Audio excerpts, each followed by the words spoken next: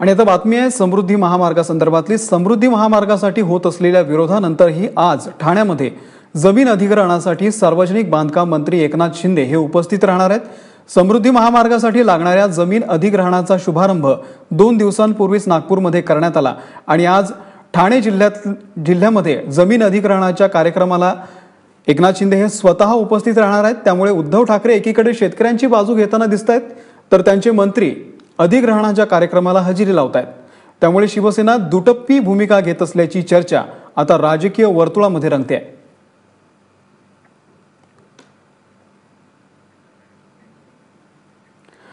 नुकत्याच जळगावमध्ये झालेल्या एका कार्यक्रमामध्ये शिवसेना पक्षप्रमुख उद्धव ठाकरे यांनी नेमकं काय म्हटलं होतं याच महामार्गासंदर्भात आणि शेतकऱ्यांसंदर्भात ते पाहूयात। आपण जे म्हणतो शिवसेना विकासाला विरोध करते का?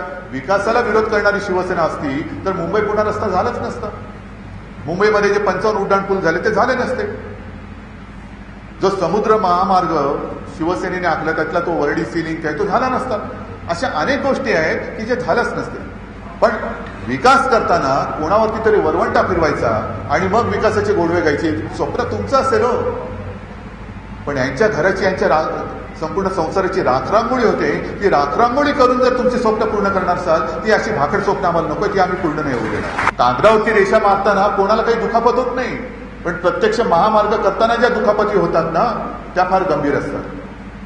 हा महामार्ग माझी जागा खाणार म्हटल्यानंतर 4 लोक आधीच तिकडे मृत्युमुखी पडलेले आहेत धक्क्याने हृदयविकाराच्या।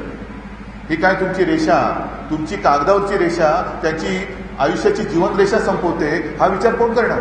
पण समृद्धी पाहिजे असेल तर माझ्या शेतकऱ्याचा आशीर्वाद तुम्हाला मिळाल्याशिवाय तुम्ही समृद्ध होऊ शकत नाही। आणि म्हणून मी तुम्हाला वचन देतोय की जसं कर्जमुक्तीचं सरकारला आपण झुकवलं तसंच समृद्धीसाठी सुद्धा आंदोलन करण्याची वेळ आमच्यावरती आणू नये। तर शिवसेनेच्या या दुटप्पी भूमिकेवरून राष्ट्रवादीचे नेते अजित पवार यांनी शिवसेनेवरती कशा प्रकारे टीका केलेली आहे ती पाहूयात। प्रश्न देशाला त्यांना विचारला गेला पाहिजे की बाबा नक्की काय चाललेलं आहे। तुम्हाला करायचं असेल तर मग तुम्ही लोकांना फसू नका।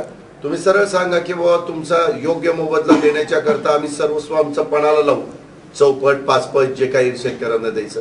एकीकडे सांगतात नाही शेतकऱ्यांचा विरोध असेल तर आम्ही कुठल्याही परिस्थितीमध्ये समृद्धी महामार्ग होऊन देणार नाही, आणि तिकडं मात्र वेगळ्या पद्धतीने त्या कामाला सुरुवात करतात। हेच दुटप्पी राजकारण, हेच अतिशय दिशाभूल करणारं राजकारण हे शिवसेनेचं चाललेलं आहे।